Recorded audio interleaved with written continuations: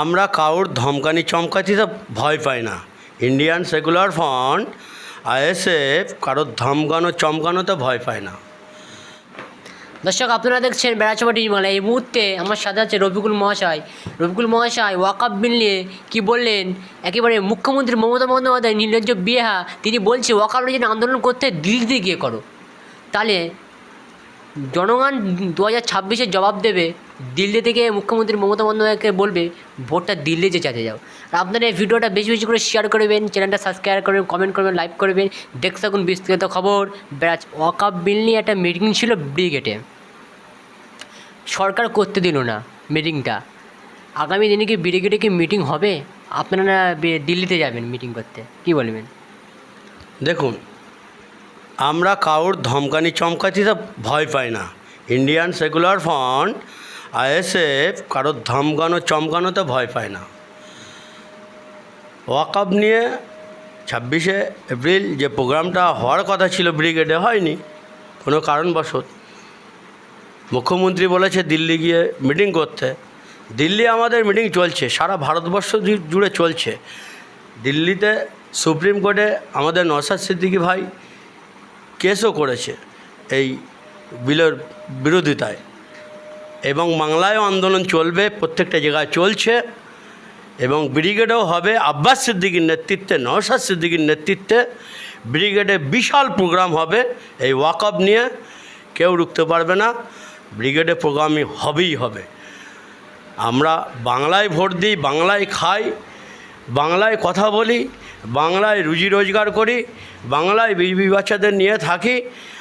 আর আমাদের বিপদ হবে দিল্লি গিয়ে আন্দোলন করব, ওটা কারুর কাছে আমরা এই পশ্চিমবাংলাটা বন্ধক দিইনি। মাননীয় মুখ্যমন্ত্রী ভোটে জিতেছে, উনি রক্ষণাবেক্ষণের দায়িত্ব রয়েছে, বাংলাটাকে কিভাবে চালাবে বেছে দেয়নি মানুষ।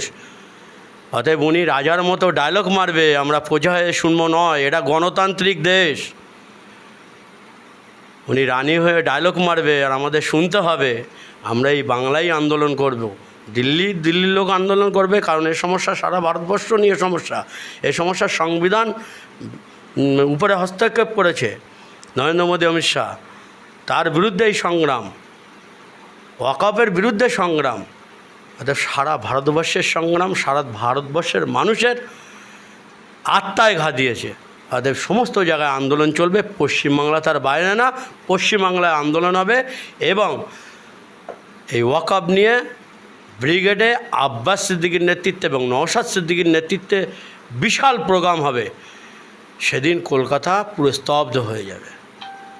কারুর কথায় ধমকানি চমকানিতে আইএসএফ ভয় করে না, করবেও না। রীতিমতন দেখেছি ভোট আসলে মুখ্যমন্ত্রী মমতা বন্দ্যোপাধ্যায় একবার পা ভাঙে, একবার মাথা সেদ্ধ হয়ে যায়। কি বলবেন এই নিয়ে? এগুলো নাটক, বললাম না। ভারতবর্ষ যখন থেকে স্বাধীন হয়েছে এবং ডক্টর বাবা সাহেব আম্বেদকরের নেতৃত্বে যে সংবিধান রচিত হয়েছে, এই ভারতবর্ষে অনেক প্রধানমন্ত্রী হয়েছে, এই বাংলায় অনেক মুখ্যমন্ত্রী হয়েছে। এই ভারতবর্ষের বহু মুখ্যমন্ত্রী আছে, আর এই বাংলাতেও মুখ্যমন্ত্রী আছে। এই মাননীয় মুখ্যমন্ত্রী মমতা বন্দ্যোপাধ্যায়ের মতো নাটকবাজি, ছেনালি করা মুখ্যমন্ত্রী এই ভারতবর্ষে কোনো স্টেটে নেই, এবং পশ্চিমবাংলাও ছিল না, হয়েছে। আগামী দিনে মানুষ রাখবে না, ছুঁড়ে ডাস্টবিনে ফেলে দেবে। নাটক ধরে ফেলেছে, বাংলার মানুষ নাটক ধরে ফেলেছে। বাংলার মানুষকে 2026-এ যোগ্য জবাব দেবে, 100% যোগ্য জবাব দেবে। মানুষ এবার জবাব দেওয়ার জন্যে, সাধারণ মানুষ উৎসুক হয়ে বসে আছে, শুধু সময়ের অপেক্ষা। সময় আসলেই বুঝিয়ে দেবে। দেখতে পাচ্ছি ভোট আসছে, লক্ষ্মী ভাণ্ডার মহিলাদের দিচ্ছে, 1000 টাকা করে দিচ্ছে। কি ভোট আসলে মুখ্যমন্ত্রী মমতা বন্দ্যোপাধ্যায় তিনি বলছে 2000 টাকা করে দেবো, কি বলবেন? মুখ্যমন্ত্রী যদি 10,000 টাকাও করে, এটা তো মুখ্যমন্ত্রী আর কালীঘাটের টালির চালার নিচে তো ছাপায় না। এই টাকাটা দিচ্ছে কার টাকা? জনগণের টাকা, জনগণের দিচ্ছে।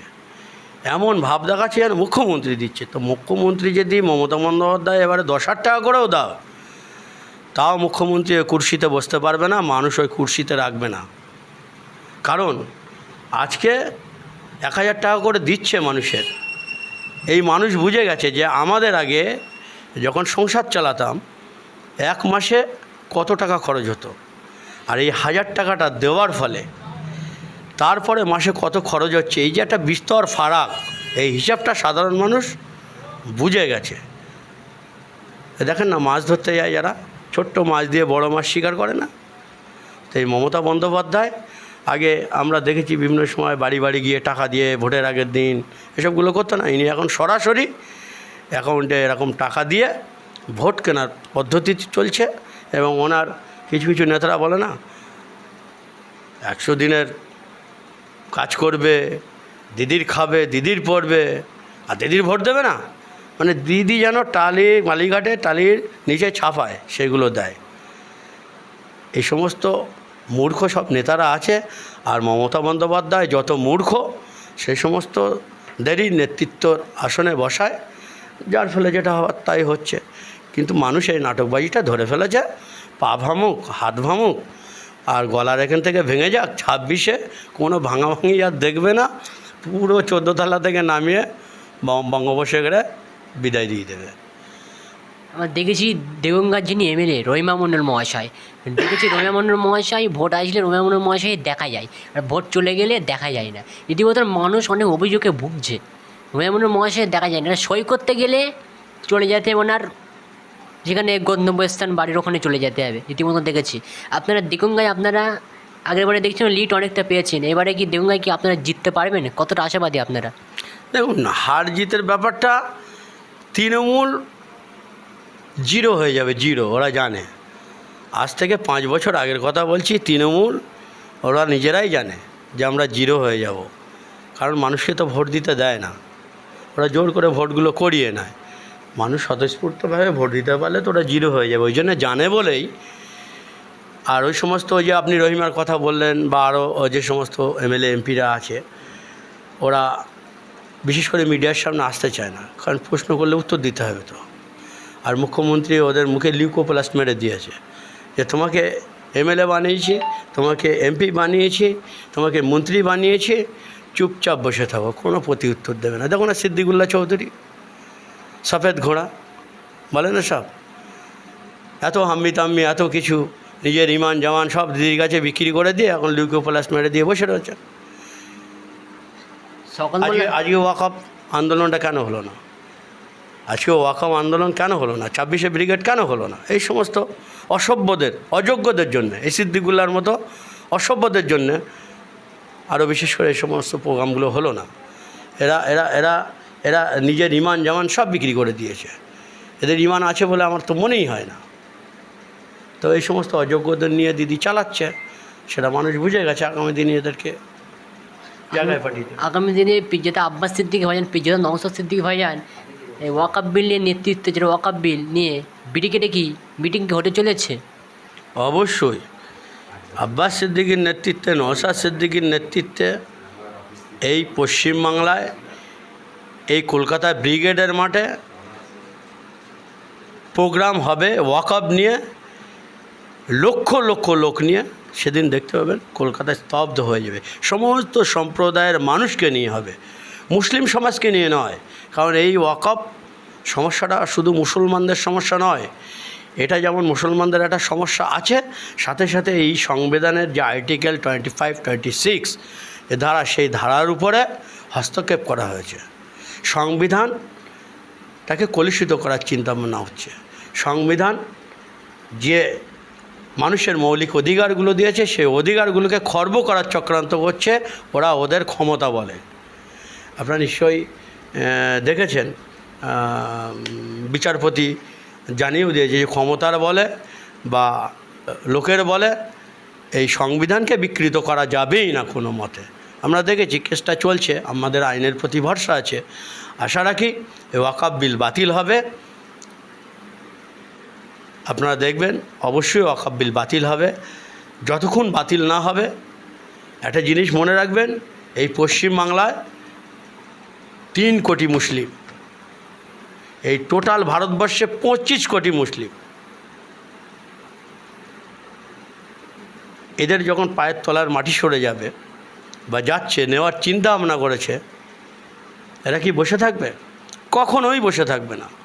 আমরা সব সহ্য করতে পারি, কিন্তু আমাদের কবরস্থান, আমাদের মাজার, আমাদের মসজিদ ধর্মীয় ভাবাবেগে আঘাত করলে আমরা তাকে রেয়াত করব না, সে যেই হোক না কেন। আমাদের দেহে এক বিন্দু রক্ত থাকা পর্যন্ত আমরা এই বিল মানছি না, মানব না। এই আন্দোলন করার অধিকার সংবিধান দিয়েছে। সংবিধানকে সামনে রেখে গণতান্ত্রিকভাবে এই বিলের বিরুদ্ধে আব্বাস সিদ্দিকীর নেতৃত্বে, নওশাদ সিদ্দিকীর নেতৃত্বে এবং আপামর জাতি, বর্ণ, ধর্ম নির্বিশেষে সমস্ত মানুষকে সঙ্গে নিয়ে এ আন্দোলন চলছে, চলবে। কারুর রক্তচক্ষুকে আমরা উপেক্ষা করব না, কারণ এটা আমাদের বেঁচে থাকার লড়াই। এখানে কারোর সঙ্গে আমরা কোনো রেয়াত করব না। যে আমাদের সঙ্গে সঙ্গ দেবে তারা আমাদের বন্ধু, যে আমাদের বিরোধিতা করবে তারা আমাদের শত্রু। স্ট্রিক্টলি জানিয়ে দিলাম, কোনো রকম রেয়াত করা হবে না। সে মুখ্যমন্ত্রী মমতা বন্দ্যোপাধ্যায় হোক, নরেন্দ্র মোদী হোক, অমিত শাহ হোক, এনি হোক, XYZ, কারণ সংবিধানের উপরে হাত দিয়েছে। এই সংবিধানকে সামনে রেখে গণতান্ত্রিকভাবে আমরা আমাদের টিকে থাকার লড়াই সমস্ত সম্প্রদায়ের মানুষকে নিয়ে এগিয়ে যাব। যারা সঙ্গ দেবে তারা আমাদের বন্ধু, যারা সঙ্গ দেবে না তারা আমাদের শত্রু, সে যে রাজনৈতিক দল হোক না কেন। এটাই আমাদের মিশন অ্যান্ড ভিশন। আপনি যে বললেন আব্বাস সিদ্দিক ভাইজানের নেতৃত্বে, নওশাদ সিদ্দিক ভাইজানের নেতৃত্বে ব্রিগেডে বিশাল একটা মিটিং হতে চলেছে।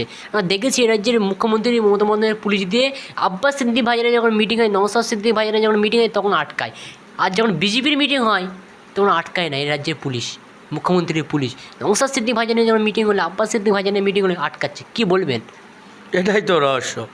দেখলে না 14 তারিখে যে শিয়ালদা থেকে ধর্মতলায় যে ডক্টর আম্বেদকরের পাদদেশ পর্যন্ত যে মহামিছিলের ডাক দেওয়া হয়েছিল, বাংলার থেকে প্রচুর মানুষ এসেছিল, কিন্তু ভাঙড় থেকে যারা আসছিল তাদেরকে আসতে দেওয়া হয়নি।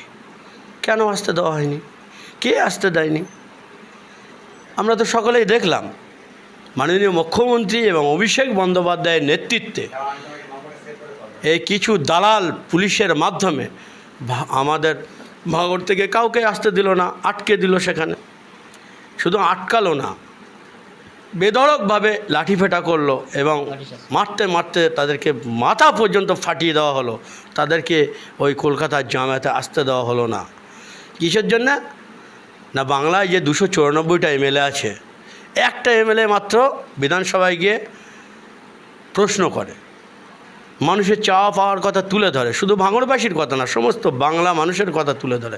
রুটি রুজি থেকে শুরু করে শিক্ষা স্বাস্থ্য থেকে শুরু করে এই প্রশ্নগুলো করে।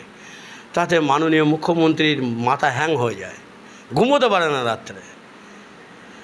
294টা MLAর মধ্যে একটা MLA ভাঙড়ের MLA দাদাগিরি করবে, এটা তো মেনে নেওয়া যাবে না।